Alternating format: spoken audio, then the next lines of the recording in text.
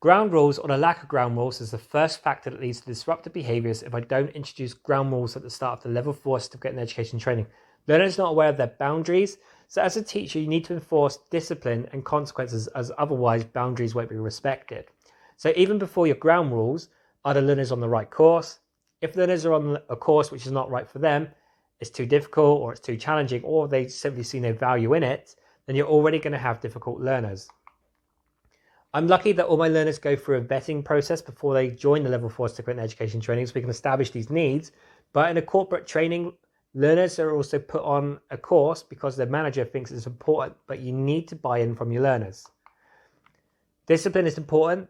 We're all humans and we get distracted, but we need to have control the conversation to keep it on topic. So sometimes learners get too excited, therefore we need to be recognized in the time to calm them down and move on.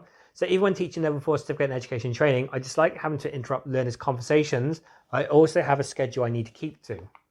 Activities that focus on engaging learners should be meaningful, have a sense of competence to drive attention and challenge, give autonomy to the learner and a sense of control over their methods of achieving targets, to establish activity based on learning and teaching approaches. A lack of stimulation can demotivate learners. Behaviours that can disrupt a learning environment include exclusion, so that's excluded from tasks or activities or feel left out and isolated.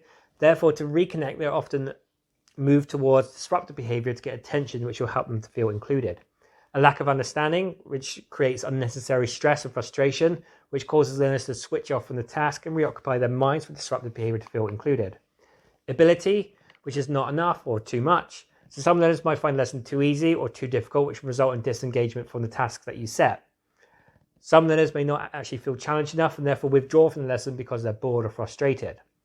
We have social. So social individuals and extroverts sometimes have trouble ending conversations because they like to talk and sometimes struggle to switch topics quickly, which increases wasted time. They've got personal factors such as instincts and emotions, and social factors such as cooperation and rivalry, which are directly related to a complex psychological or psychology of motivation. Learning difficulties, so learners with difficulties in learning may also have problems with attention and concentration. This can make it harder for them to understand what they have to do or complete a particular task, movement or action. So this will cause learners to disrupt the environment, with learners expressing frustration, anger, aggression and even violence.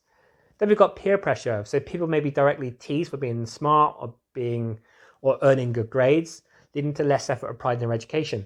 Peer pressure in other areas may also be spilled over and influence educational performance by learners being encouraged to participate in disruptive behaviour by their friends.